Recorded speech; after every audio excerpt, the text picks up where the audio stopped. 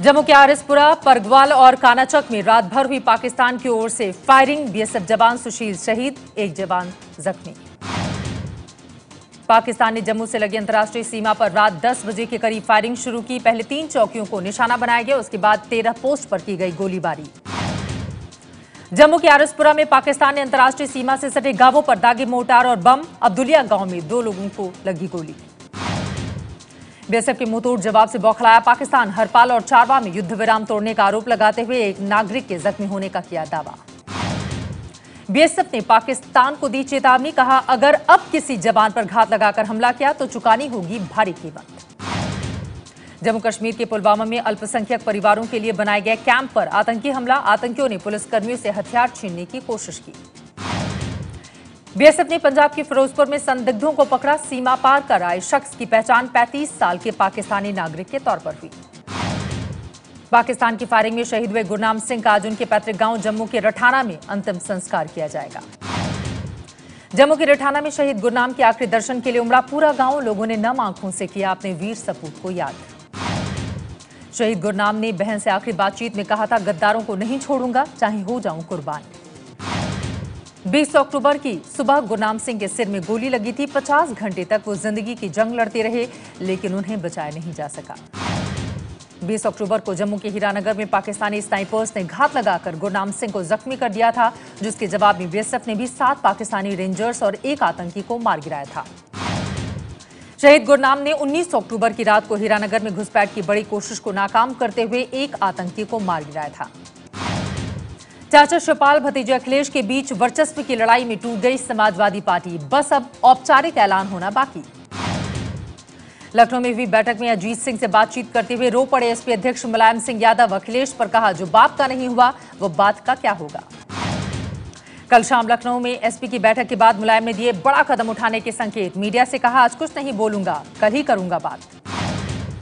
Samajwadi party के भविष्य पर आज हो सकता है बड़ा ऐलान। मुलायम सिंह ने लखनऊ में सुबह 10 बजे सभी विधायकों, एमएलसी, प्रभारियों समेत तमाम बड़े नेताओं की संयुक्त बैठक बुलाई।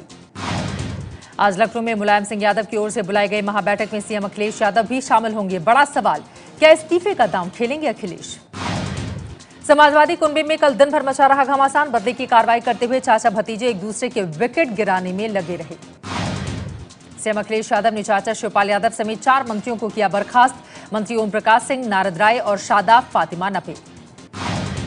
समाजवादी पार्टी में टूट के संकट पर बोले अखिलेश यादव, पार्टी नहीं तोड़ूंगा, खुद को बताया मुलायम का उत्तराधिकारी।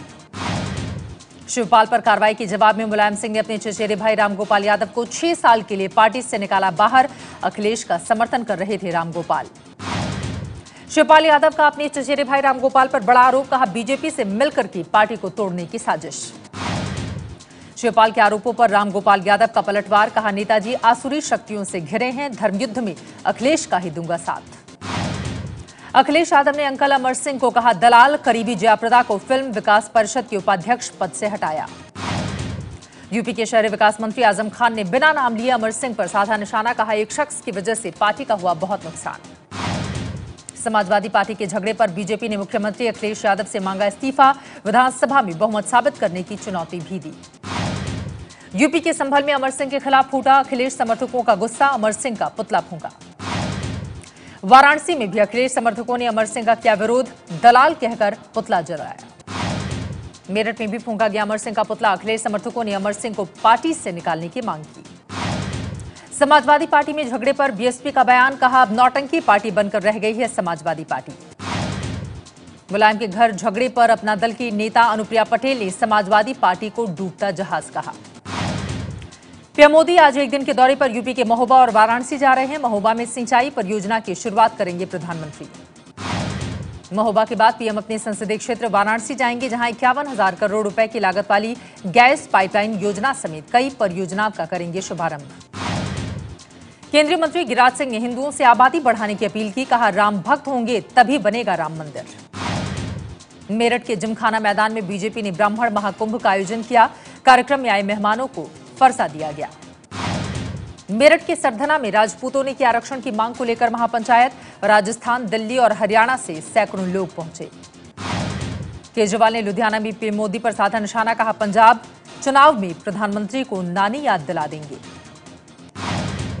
संगरूर में जिस दिवंगत पत्रकार के परिवार से केजरीवाल मिलेंगे, उस पत्रकार के हत्या का आरोप अकाली दल के नेता पर है।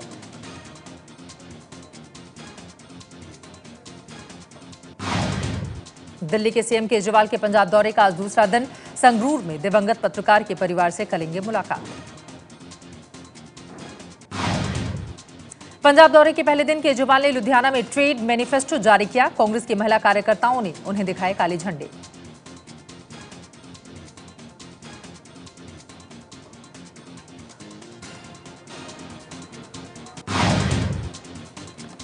पटना के करगिल चौक पर बीजेपी कार्यकर्ताओं ने चीनी सामानों की होली जलाई।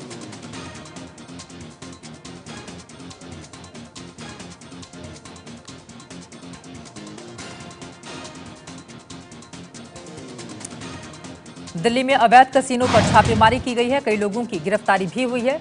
पुलिस ने फार्म हाउस से 11 महंगी गाड़ियां और शराब की बोतलें बरामद की। बताया जा रहा है फार्म हाउस हरेंद्र कौशिक नाम के शख्स ने लिया था, जो फिलहाल फरार बताया जा रहा है। दिल्ली की गीता कॉलोनी इलाके में अज्ञात बदमाशों ने दफ्तर में घुसकर मैच देख रहे कारोबारी की गोली मारकर हत्या की। हत्या की वजह तक साफ नहीं। दिल्ली के कटवारिया सराय में पंखे से लटका मिला महिला का शव, शरीर पर मिले चोट के निशान, ससुराल वाले फरार। दिल्ली के नेप सराय में पार्किंग विवाद में युवक और फायरिंग आरोपी की तलाश में जुटी हुई है पुलिस। दिल्ली के शालीमार बाग में घर के बाहर खेल रही 5 साल की मासूम से रेप, पार्क में लहूलुहान मिली बच्ची, पड़ोस में रहने वाला आरोपी फरार। 8 दिन से लापता जेएनयू के छात्र नजीब अहमद का अब तक कोई सुराग नहीं। छात्रों ने मानव श्रृंखला बनाकर वीसी दफ्तर तक किया मार्च। आज पुलिस कमिश्नर से मिलेंगे वीसी। नजीब अहमद जेएनयू में बायोटेक्नोलॉजी का छात्र है। आरोपों के मुताबिक 14 अक्टूबर को माही मानवीय हॉस्टल में एबीवीपी के एक छात्र के साथ उसकी झड़प हुई थी, जिसके अगले दिन से वो लापता है। पत्नी को खुदकुशी के लिए उकसाने के आरोपी कबड्डी खिलाड़ी रोहित छिल्लर को दिल्ली की अदालत ने 2 दिन की पुलिस रिमांड में भेजा। कोलकाता में एक बस से लावारिस बैग से करीब 2 दर्जन देसी पिस्टल बरामद, पुलिस जांच में जुटी। ओडिशा के नयागढ़ में प्रधान ने शिक्षक को घुटने के बल जमीन पर रेंगने के लिए मजबूर किया। सोशल मीडिया पर वायरल हुआ वीडियो, 2 आरोपी गिरफ्तार। यूपी के कानपुर में सेंट्रल स्टेशन को उड़ाने वाले धमकी भरे फोन से हड़कंप, पुलिस ने कुछ संदिग्धों को पकड़ा। यूपी के अलीगढ़ में नगर निगम के इंस्पेक्टर के परिवार को बंधक बनाकर लाखों की लूट, जायलो कार में आए थे हथियारबंद बदमाश। रांची पुलिस ने सीएम रघुवर दास की मौजूदगी में 11,000 लोगों को हेलमेट बांटे। यूपी के कन्नौज में गर्भवती महिला को कुछ लोगों ने ट्रेन से फेंका। ट्रेन और प्लेटफॉर्म के बीच फंसी महिला को स्थानीय लोगों ने बचाया। मेरठ के होटल में जुआ खेल रहे 18 रईसजादों को नशे की हालत में पुलिस ने किया गिरफ्तार। 75,000 नकदी भी बरामद। उत्तराखंड के हल्द्वानी में बैंक कर्मचारी अशोक को बदमाशों ने बुरी तरह से पीटा। मामूली विवाद के बाद कार में लगाई आग। पंजाब के जलालाबाद में पति से झगड़े के बाद पत्नी और 7 दिन की बच्ची की हत्या कर शव को घर में ही दफनाया। आरोपी पति ने भी की आत्महत्या। इंदौर में 4 साल के बच्चे को कार में छोड़कर चली गई मां। कार लॉक होने पर स्थानीय लोगों ने कार का शीशा तोड़कर बच्चे को बाहर निकाला। जेल में बंद शहाबुद्दीन को बिहार से बाहर की जेल में शिफ्ट करने की मांग पर आज सुप्रीम कोर्ट में सुनवाई। अपने 3 बेटों को गंवाने वाले सीवान के चंदा बाबू और पत्रकार राजीव रंजन के पति ने शहाबुद्दीन से जान का खतरा बताया है। मुंबई के हाजी अली दरगाह में महिलाओं के प्रवेश को लेकर आज सुप्रीम कोर्ट में अहम सुनवाई। बॉम्बे हाई कोर्ट के फैसले के खिलाफ दरगाह ट्रस्ट की याचिका।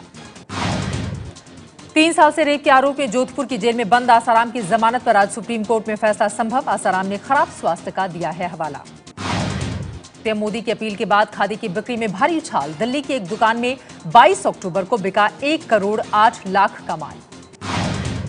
फ्री इंटरनेट के बाद अब एलपीजी गैस सिलेंडर के धंधे में उतरी रिलायंस इंडस्ट्री। बाजार में उतारे 4 किलो वाले रसोई गैस।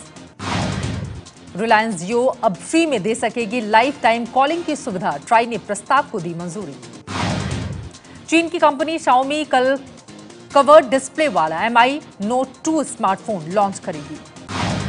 भारतीय नौसेना ने अपने एयरक्राफ्ट करियर INS विराट को अंतिम बधाई दी। 35 साल की सेवा के बाद कोच्चि से रिटायर हुआ जहाज। विदेश से मुंबई जू में लाई गई 8 पेंगुइन में से 1 की मौत। पेंगुइन की देखभाल में जू को 7 से 8 करोड़ का आता है खर्च। आंध्र प्रदेश के विजयवाड़ा में ब्रेस्ट कैंसर के खिलाफ के लिए जागरूकता अभियान में शामिल हुए सैकड़ों लोग। मुंबई से सटे ठाणे में स्वच्छता अभियान में शामिल हुए विवेक ओबेरॉय और अमृता राव जैसे कई बॉलीवुड के सितारे। न्यूजीलैंड के प्रधानमंत्री जॉन की आज 3 दिन की यात्रा पर वो आ रहे हैं भारत। पीएम मोदी से करेंगे मुलाकात।